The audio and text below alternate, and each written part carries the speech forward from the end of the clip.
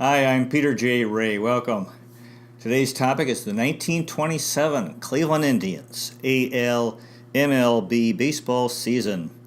Again, the Indians were playing in the American League, the junior circuit of Major League Baseball, and home games again were played at League Park in Cleveland. 1927 was a tough year for the Tribe. They finished in sixth place with a record of 66 and 87. Winning percentage of .431, 43 and a half games out of first place. The first place team was the New York Yankees, who were 110 and 44, won 110 games, and a winning percentage of .714, and considered one of maybe the greatest team of all time, the 1927 New York Yankees. And that was the year Babe Ruth hit 60 home runs, which was the record, until Roger Maris broke it in 1961, and then later was broken again by Mark McGwire and Barry Bonds. The second place team was the Philadelphia Athletics, 91 and 63, 19 games out of first. So the Yankees really ran away with the pennant. Third place, the Washington Senators with 85 and 69, 25 games out of first. Fourth place, the Detroit Tigers, 82 and 71. Fifth place, the Chicago White Sox, 70 and 83. Sixth place, the Cleveland Indians, 66 and 87, 21 games under 500. Seventh place, the St. Louis Browns, 59 and 94. And in eighth and last place, the Boston Red Sox, 51 and 103, winning percentage of .331, 59 games out of first. One-time Cleveland sports writer Franklin Whitey Lewis said this, quote, "The Indians rocked and reeled through the 1927 season and finished sixth. Without Tris Speaker, there was little balance on the field or on the bench. Mrs. Dunn, that's the owner, wasn't too keen about owning a baseball club. Cleveland was jittery about its baseball team, its operation, and its ownership." In the game against the Yankees, the Indians were playing a game against the New York Yankees, and play was interrupted. The Star-Spangled Banner was played after news was received that Charles Lindbergh had made his successful completion of a transatlantic solo flight, an airplane flight from New York City to Paris, France. So that was a really major event. The Tribe swept the Yankees in a three-game series in August at League Park, so that was pretty exciting, beating that very strong team.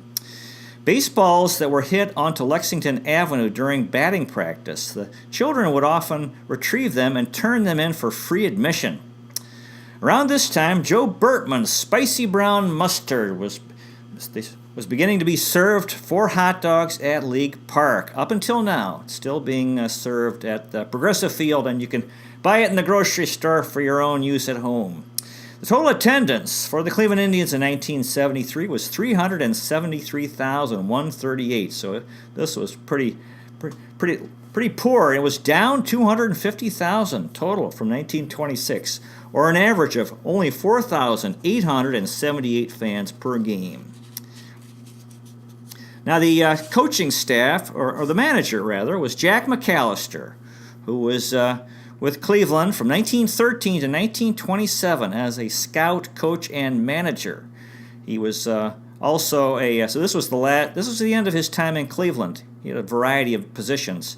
He also, after this, he scouted for the Detroit Tigers and Boston Red Sox, Cincinnati Reds, and Boston Braves until 1946, so the end of the Jack McAllister era. There were no coaches in 1927. Now the starting lineup, Luke Sewell was the catcher. Sewell batted .294 with 138 hits, 27 doubles, 6 triples, 53 RBIs, 4 stolen bases, 20 walks in 128 games. And Sewell, brother of Joe Sewell, was with Cleveland from 1921 to 1932, and then back in 1939. Luke Sewell.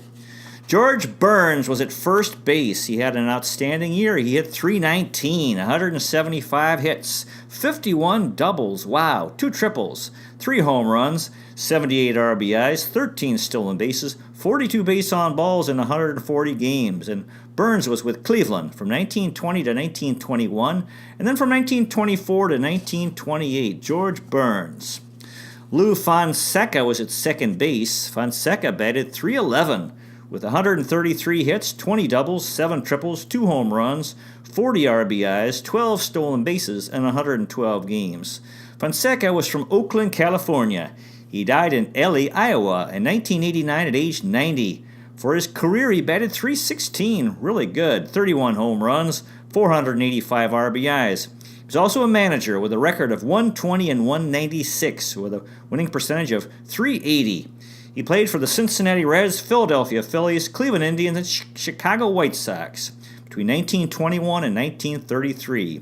He was the manager of the White Sox from 1932 to 1934, and he won the American League Batting Championship in 1929 with the Tribe. He was a good contact hitter, one of the first men to use film to analyze baseball games and find flaws in players. In his interest, because of his interest, he started.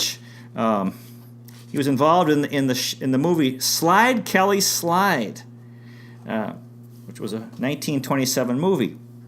As manager of the White Sox, he used film extensively, and then when he retired, he became the MLB Director of Promotions and worked to create World Series highlight films between 1943 and 1969. He was the editor and director and narrator between 1949 and 1953 and 1955 to 1958. Bob Costas said this, quote, Fonseca's vocal stylings were somewhat less than mellifluous, but still endlessly entertaining. He was a batting coach for the Cubs for many years. His daughter Carolyn was a talented actress and worked mostly out of Rome, Italy. Lou Fonseca. Joe Sewell was the shortstop. Sewell batted .316 with 180 hits, 48 doubles, 5 triples, a home run, 92 RBIs, 3 stolen bases, and 51 walks in 153 games. Sewell was with Cleveland from 1920 to 1930, and he's in the Baseball Hall of Fame and in the Cleveland Indians Hall of Fame. Joe Sewell. Rube Lutzke was at third base. Lutzke batted .251 with 78 hits, 12 doubles, 3 triples, 41 RBIs, 2 stolen bases, 22 base on balls in 100 games. And Lutzke was with Cleveland from 1923 to 1927. And this was the end of his MLB career. Rube Lutzke. Charlie Jameson was in left field. Jameson batted .309 with 151 hits, 23 doubles, 6 triples, 36 RBIs, 7 stolen bases, 64 base on balls in 127 games. And Jameson was with Cleveland from 1919 to 1932, and he's in the Cleveland Indians Hall of Fame. Charlie Jameson. Ike Eicherot was in center field. Eicherot batted .221, 59 hits, 19 doubles, 2 triples, 25 RBIs, 2 stolen bases, 16 walks in 85 games. Eicherot was with Cleveland from 1925 to 1927, so this was the end of his time in Cleveland. However, his career continued in the major leagues until 1931. Ike Eicherot. Homer Suma was in right field.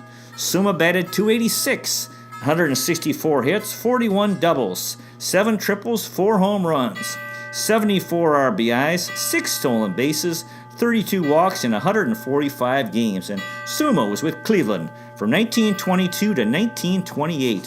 Homer Suma.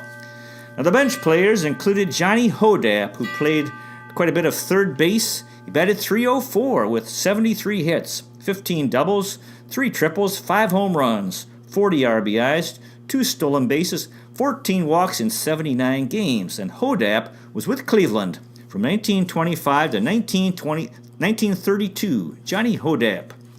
Freddie Spurgeon played some second base. Spurgeon batted .251 with 45 hits, 6 doubles, a triple, a home run, 19 RBIs, 8 stolen bases, 18 base on balls in 57 games. And Spurgeon was with Cleveland from 1924 to 1927. This was the end of his MLB career. Freddie Spurgeon.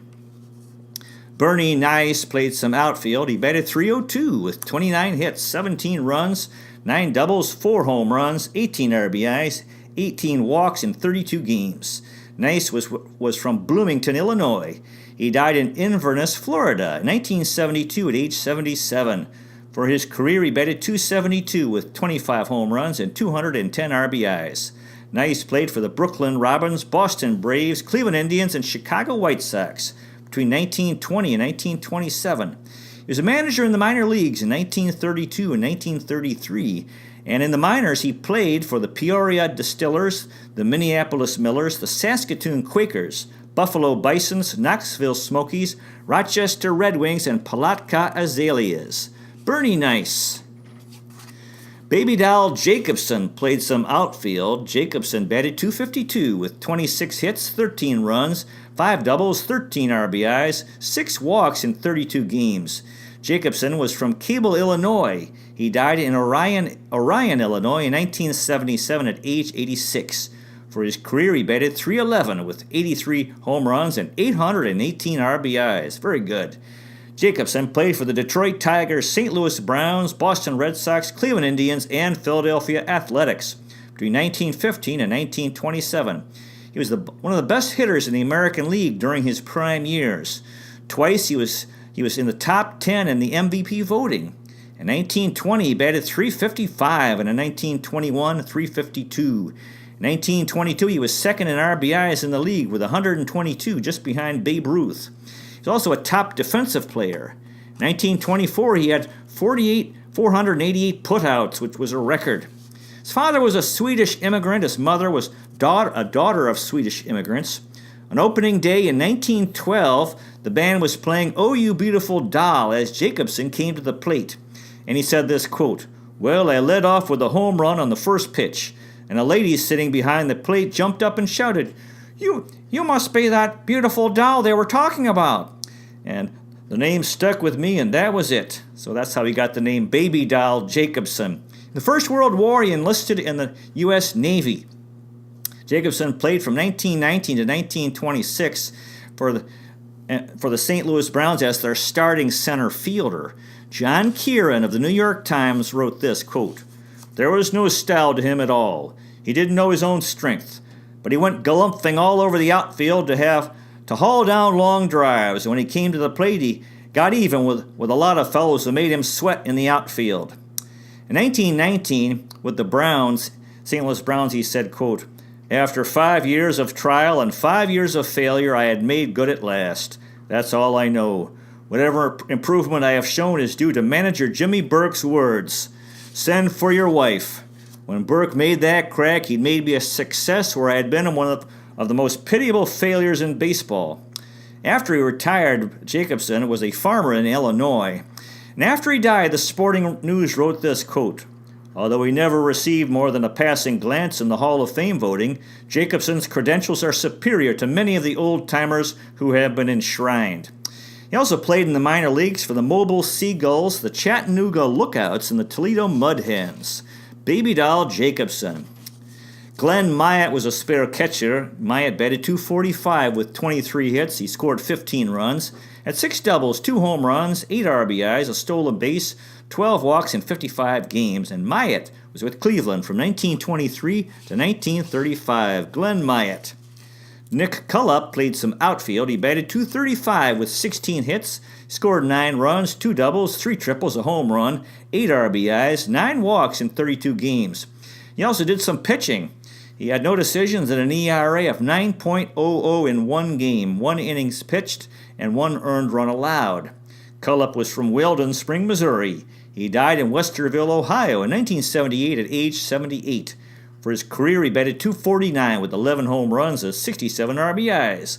Cullop played for the New York Yankees, Washington Senators, Cleveland Indians, Brooklyn Robins, and Cincinnati Reds between 1926 and 1931.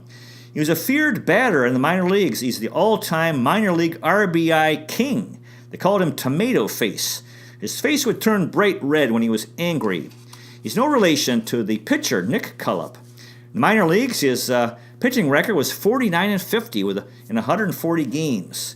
In 1924, with the Omaha Buffaloes in the Class A League, he had 40 home runs and 155 RBIs. In 1930, with the Minneapolis Millers, he hit .359 with 4 home runs and 152 RBIs. In the minor leagues, his record, he batted .312 with 2,670 hits, 420 home runs, 1,857 RBIs in 2,484 games. What a career in the minors for Nick Cullop. He's a manager in the minor leagues for 17 years and won 3 titles. And before retiring in 1959. In the minor leagues, he played for the Asheville Tourists, the Atlanta Crackers, the Des Moines Boosters, St. Paul Saints, and he was the Texas League Player of the Year in 1939. Nick Cullip. Sam Langford played some outfield. He batted .269 with 18 hits, scored 10 runs, had 5 doubles, a home run, 7 RBIs, 5 walks in 20 games. And Langford was from Briggs, Texas. He died in Plainview, Texas in 1993 at age 93. For his career, he batted .275 with 136 hits and 57 RBIs.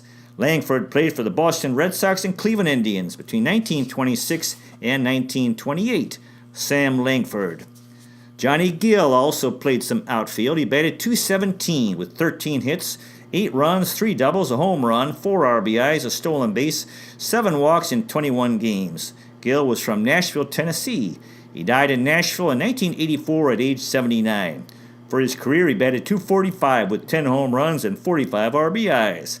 Gill played for the Cleveland Indians, Washington Senators, and Chicago Cubs between 1927 and 1936. And in the minor leagues, he played for the Portland Beavers. Johnny Gill. Pat McNulty played some outfield. He batted .317, 13 hits, 3 runs, a double, 4 RBIs, a stolen base, 4 walks in 19 games. McNulty played for Cleveland in 1922 and then from 1924 to 1927, and this was the end of his MLB career. Pat McNulty. Chick Autry was another spare catcher. Autry batted .256 with 11 hits, 5 runs, 4 doubles, a triple, 7 RBIs in 16 games, and Autry was with Cleveland from 1926 to 1928. Chick Autry. Carl Lind played some second base. Lind batted .135 with 5 hits and 37 at-bats. He scored 2 runs, had an RBI, a stolen base, 5 walks in 12 games. Lind was from New Orleans, Louisiana. He died in New York in 1946 at age 42. Career average of .272 with 1 home run and 74 RBIs.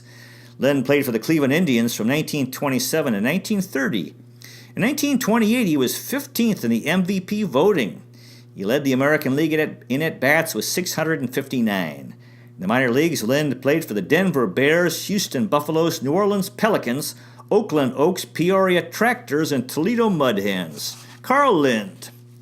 Dutch Usat played some third base. He batted .188 with 3 hits, scored 4 runs, had a triple, 2 RBIs, 2 walks in 4 games. Usat was with Cleveland in 1925 and in 1927, and this was the end of his MLB career. Dutch Usat. George Gherkin played some outfield. He batted .214 with 3 hits, a run, scored 2 RBIs, a walk in 6 games. Gherkin was from Chicago, Illinois. He died in Arcadia, California in 1977 at age 74. For his career, he batted .225 with 29 hits, 7 doubles, and 2 triples. 0 home runs and 11 RBIs, 3 stolen bases in 44 games. Gherkin played for the Cleveland Indians in 1927 and 1928, and they called him Pickles. George Gherkin. Ernie Padgett played some second base. He batted .286 with two hits. He scored a run and 7 at-bats in 7 games. Padgett played for Cleveland in 1926 and 1927. This was the end of his MLB career. However, he continued in the minor leagues until 1930. Ernie Padgett. Johnny Burnett played some second base and shortstop. He batted 8 times, did not have a hit, scored 5 runs, had a stolen base in 17 games. Burnett was from Bartow, Florida. He died in Tampa, Florida in 1959 at age 54. Career average of .284 with 9 home runs and 213 RBIs. Burnett played for the Cleveland Indians and St. Louis Browns between 1927 and 1935. He went to the University of Florida and played on the Florida Gators baseball team. He was number 1 for the Indians. In 1932, he set a record. He had 9 hits and 11 at-bats in an 18-inning game. So 9 hits in 1 game. Since then, only Rocky Colavito in 1962, Cesar Gutierrez in 1972, Rennie Stennett in 1975, and Brandon Crawford in 2016 have 7 or more hits in 1 game. So that's really amazing. He died at age 54 of acute leukemia. Johnny Burnett. Now the pitching staff, the ace of the Tribe staff was Willis Hudland, who had a record of 18-12 with an ERA of 4.01, 43 games, 30 starts, 18 complete games, a shutout, 264 and two-thirds innings pitched, and 65 strikeouts.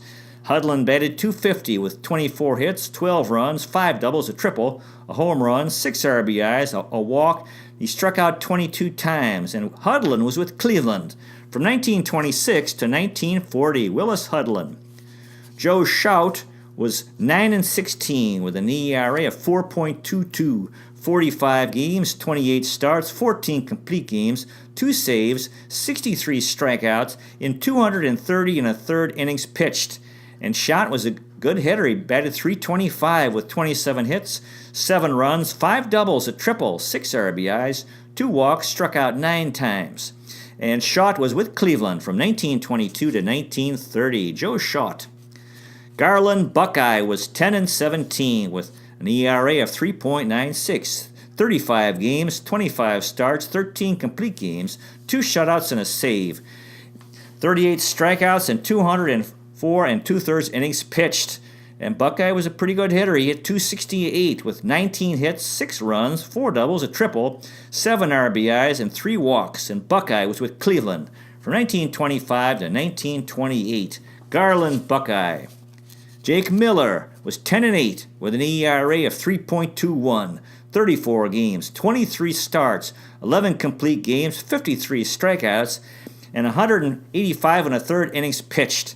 Miller batted .138 with 8 hits, 3 runs, a double, 6 RBIs, a walk, struck out 16 times, and Miller was with Cleveland from 1924 to 1931. Jake Miller. George Ewell was 8-9 with an ERA of 4.34, 25 games, 22 starts, 10 complete games, a shutout, and 2 saves, 69 strikeouts, and 153 and a third innings pitched. Ewell batted .266 with 21 hits, 4 runs, 7 doubles, a triple, 14 RBIs, 5 walks, and struck out 12 times. Ewell was with Cleveland from 1919 to 1928, and then in 1936, and he's buried at Lakewood Cemetery in Rocky River, Ohio. George Ewell. Dutch Levson had a tough year. He was 3-7 with an ERA of 5.49. 25 games, 13 starts, 2 complete games, a shutout, 15 strikeouts, and 80 and a third innings pitched. Levson batted .200 with 5 hits and 25 at-bats, scored 2 runs, had 2 RBIs, and struck out 6 times. And Levson was with Cleveland from 1923 to 1928. Dutch Levson. Ben Carr was 3-3 with an ERA of 5.05, 22 games, 5 starts, a complete game, 2 saves, 17 strikeouts in 76 and two-thirds innings pitched. And Carr batted .200 with 4 hits, scored 2 runs, had a double, a stolen base, walked 4 times, struck out 6 times. And Carr was with Cleveland from 1925 to 1927. This was the end of his MLB career. Ben Carr.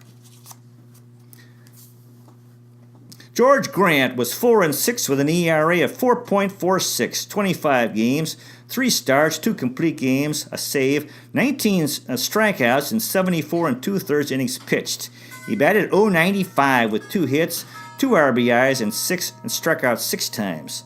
Grant was from East Tallahassee, Alabama. He died in Montgomery, Alabama in 1986 at age 83. For his career, he was 15-20 with an ERA of 5.65 and 89 strikeouts. Grant pitched for the St. Louis Browns, Cleveland Indians, and Pittsburgh Pirates between 1923 and 1931, and he played college baseball for the Auburn Tigers. George Grant. Sherry Smith was 1-4 with an ERA of 5.45. 11 games, 2 starts, a complete game, a save, 8 strikeouts, and 38 innings pitched. Smith batted .167 with 2 hits and 12 at-bats, a walk, and struck out 4 times. Smith was with Cleveland from 1922 to 1927, and this was the end of his MLB career. Sherry Smith. Jumbo Brown was 0-2 with an ERA of 6.27, 8 games, 8 strikeouts, and 18 and two-thirds innings pitched. Brown batted .667. He had 2 hits and 3 at-bats, scored a run, had an RBI, walked twice, and struck out once. Brown was from Greene, Rhode Island. He died in Freeport, New York in 1966 at age 59. His career record was 33-31 with an ERA of 4.07 and 301 strikeouts. Brown pitched for the Chicago Cubs, Cleveland Indians, New York Yankees, Cincinnati Reds, and New York Giants between 1925 and 1941. His given name was Walter George, but they called him Jumbo. He won World Series titles with the Yankees in 1932 and 1936. He was primarily a relief pitcher and one of the first pitchers to pitch exclusively in relief. He had 29 saves for his career. Brown was a very large man. That's why they called him Jumbo Brown. He was 295 pounds, the heaviest MLB player until Walter Young in 2005. He led the National League in saves in 1940 and 1941. In the minor leagues, Brown played for the Gulfport Tarpons, the Jersey City Giants, the Newark Bears, Omaha Crickets, and Sarasota Gulls. Jumbo Brown. Hal McCain was another pitcher. He was 0-1 with an ERA of 4.09, 2 games, a start, 11 innings pitched, and 5 strikeouts. McCain batted 4 times, did not have a hit in 2 games. He was from Logan, Iowa. He died in Sacramento, California in 1970 at age 63. Career record of 18-23 with an ERA of 4.93 and 136 strikeouts. McCain pitched for the Cleveland Indians and Chicago White Sox between 1927 and 1932, so he was a rookie in 1927. Hal McCain. Vern Underhill, also known as Willie, was another pitcher. He was 0-2 with an ERA of 9.72. Golly, 4 games, a start, 8 1/3 innings pitched, and 4 strikeouts. He batted once, did not have a hit, and struck out. Underhill was from Yowl, Texas. He died in 1970 at age 66. He played for the Cleveland Indians in 1927 and 1928. And for his career, he was 1-4 with an ERA of 5.70, 15 games, 4 starts, a complete game, 20 strikeouts, and 36 1/3 innings pitched. Vern Underhill. Hap Collard had no decisions and an ERA of 5.06, 4 games, 5 1/3 innings pitched, and 2 strikeouts. He did not bat. Collard was from Williams, Arizona. He died in Jamestown, California in 1968 at age 69. For his career, he was 6-12 with an ERA of 6.60 and 28 strikeouts. Collard pitched for the Cleveland Indians and Philadelphia Phillies between 1927 and 1930. His given name was Earl Clinton. They called him Hap, and he was a rookie in 1927. Hap Collard. Wes Ferrell had no decisions and an ERA of 27.00, 1 game, 1 innings pitched, and 3 earned runs allowed. He did not bat. Ferrell was from Greensboro, North Carolina. He died in Sarasota, Florida in 1976 at age 68. For his career, he won 193 games. Wonderful. Lost 128, ERA of 4.04, and 985 strikeouts. Very good.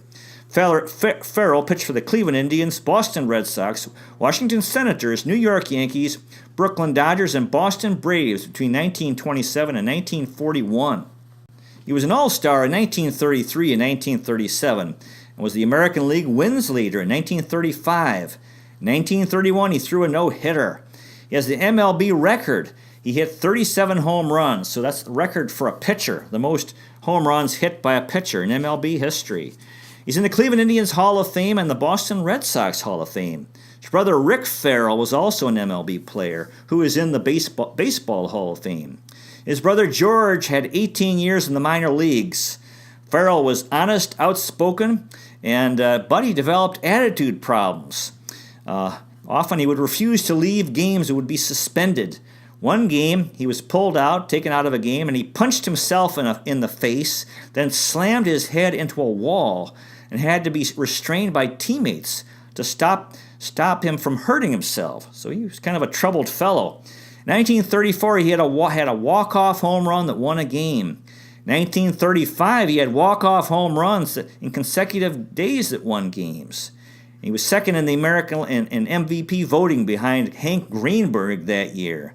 For his career, he had 329 hits, 57 doubles, 12 triples, and 208 RBIs. A pitcher who could hit. After he retired from the majors in the minor leagues in 1941, he hit .332 with 20 home runs in 74 games. In 1942, he hit .361 in the minors with 31 home runs. He retired in the minors after the 1941-9 season. The 1981 book by Lawrence Ritter and Donald Honig, which includes the 100 greatest baseball players of all time, and he's considered one of the top 100 players of all time. He was a star pitcher and the best hitting pitcher of all time. His achievements are obscured by his irascibility. Excuse me. The minor leagues, he played for the Terre Haute Tots, the Leakesville Draper Spray Triplets, the Lynchburg Senators, Greensburg Patriots, Marion Marauders, and Tampa Smokers. He had a tryout with the Tribe, and he had this to say about his tryout, quote, "So here I go, a little old country boy with a drawl thick as molasses, getting on the train and heading out to Cleveland. When I got off the train, I asked somebody how to get to League Park. They put me on a streetcar, and I told the conductor where I wanted to get off. It was quite a long ride, and finally he looked at me and said, 'This is it.' I got off the streetcar, and I'm looking for a ballpark. Now, the only ballparks I'd ever seen were back home, and what those were playing fields with wooden fences around them. So I'm looking around, and I don't see a ballpark. Some kids were playing in the street, and I asked them where League Park was. They pointed and said, 'That's it.' Well, I turned around and looked up, and there's this great stone structure. Biggest thing I ever saw in my life. They called this a ballpark. I couldn't believe it. Then I heard a little noise in the back of my mind. Major Leagues. The sound of those two words was an instant education. So I took a tighter hold of my suitcase and walked through the gates of that thing, staring up and around at everything like I was walking through a palace. I went past all those great stone pillars and got up onto a concrete runway and looked way down, and there at the end was a beautiful green ball field and guys playing ball on it. There was a game going on, and all of a sudden the notion of baseball got as big as all get out in my mind. Seeing it played down there in that setting was just beautiful. Wes Farrell." Now, after the season, the National League champions, Pittsburgh Pirates, were swept and defeated 4-0 by the American League champions, the New York Yankees.